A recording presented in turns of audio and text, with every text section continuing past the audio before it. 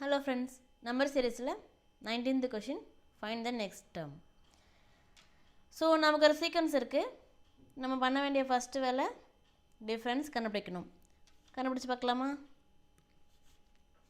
So இது ரெண்டுத்துக்கு difference 8. இது ரெண்டுத்துக்கு டிஃப்ரென்ஸ் 8. இது ரெண்டுத்துக்கு டிஃப்ரென்ஸ் 33 minus 17 16. இது ரெண்டுத்துக்கு டிஃப்ரென்ஸ் 44 minus 33 16. இது ரெண்டுத்துக்கு டிஃப்ரென்ஸ் 73 minus 49 24. ஸோ கண்டிப்பாக இது ரெண்டுத்துக்கு டிஃப்ரென்ஸ் 24 இருக்கணும். ஏன் 8 8 16 16 இந்த மாதிரி கரெக்டாக வருதா? ஸோ அப்போ இது ரெண்டுக்கு டிஃப்ரென்ஸ் 24 வரணும். அப்போ என்ன பண்ணணும்? 73 plus 24. So 7 9 97. 97 is the answer. Okay. So இந்த மாதிரி சின்ன ட்ரிக்ஸ் தான் இருக்கும்.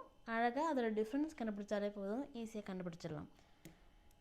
இன்னொரு சிம்பிளான சீக்வன்ஸ் இருக்குது. ஸோ இது பாருங்கள், இந்த சீக்வன்ஸை பாருங்கள். இது பார்த்தாலே நமக்கு மல்டிப்ளிகேஷன்னு ஈஸியாக தெரிஞ்சிருது. ஸோ இப்போ இது மல்டிப்ளிகே பண்ணும்போது பார்த்திங்கன்னா 3 3s are 9, 9 3s are 27, 27 3s are 81. So 81 3s are 81 3s are 313 3s are 24. So 244.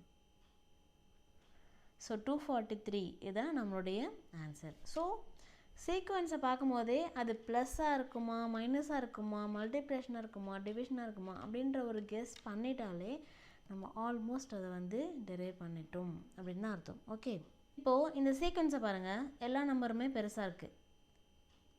Okay, அப்போது இதுக்கு டிஃப்ரென்ஸ் கண்டுபிடிச்சா நமக்கு ஐடியா வருமா? வராது. அடுத்த ஸ்டெப் நம்ம என்ன பண்ணணும்? ஸோ இது எல்லாமே பார்த்திங்கன்னா அடுத்து ஸ்கொயர் இல்லை க்யூப் டேர்ம் ஏதாவது இருக்கான்னு செக் பண்ணி பார்க்கணும். ஸோ இது பார்க்கும்போதே நமக்கு தெரியுது ஒரு ஸ்கொயர் ஃபார்மேட்டில் இருக்குது. ஸோ ஃபஸ்ட்டு ப்ளஸ்ஸாக மைனஸாக மல்டிப்ளிகேஷனாக கண்டுபிடிக்கணும். ஸோ இது பார்த்தா ஒரு வேல்யூஸ் பிக்காக இருக்குது, டிஃப்ரென்ஸும் ரொம்ப அதிகமாக இருக்குது. அப்போது இது மல்டிப்ளிகேஷன் சம்மந்தப்பட்ட ஏதோ ஒரு விஷயம். ஸோ அடுத்து நம்ம கெஸ் பண்ண வேண்டியது ஸ்கொயர் இல்லை க்யூப் எதனா இருக்கா, ஃபார்மேட்டில் இருக்கா அப்படின்னு செக் பண்ணணும்.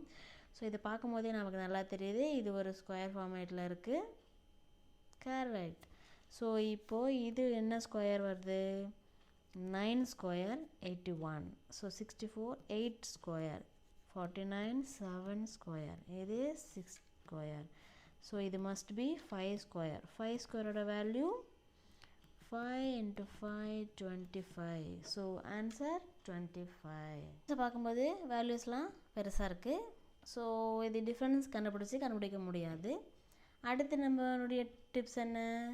ஸ்கொயர் இல்லை க்யூப்பில் இருக்கா அப்படின்னு பார்க்கணும். ஸோ வேல்யூஸ்லாம் ரொம்ப பெரிய டிஃப்ரென்ஸில் இருக்குது. ஸோ இது ஸ்கொயர் இருக்காது, மேபி க்யூபாக இருக்க சான்சஸ் இருக்குது. ஸோ க்யூப் அப்படின்னு பார்த்தீங்க அப்படின்னா, ஸோ ஃபஸ்ட்டு இது என்ன க்யூபாக இருக்கும்?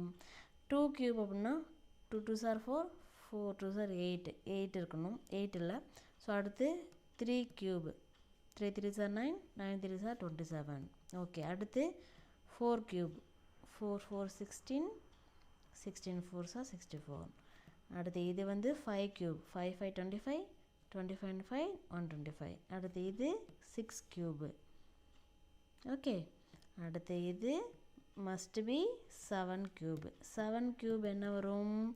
7 7 49, 49 into 7 343. இதனால தான் நான் ஸ்கொயரு க்யூப் எல்லாமே ஸ்கொயர் ஒரு 20, க்யூப் ஒரு 10 or 15 இந்த மாதிரி மெமரைஸ் பண்ணி வச்சுக்கோங்கன்னு சொல்கிறேன். ஏன்னா அந்த நம்பரை பார்த்த உடனே டக்குன்னு நமக்கு தெரிஞ்சிடும் இது ஒரு ஸ்கொயர் ஃபார்மேட்டில் தான் இருக்குது, இது க்யூப் ஃபார்மேட்டில் தான் இருக்குது அப்படின்னு சொல்லிட்டு.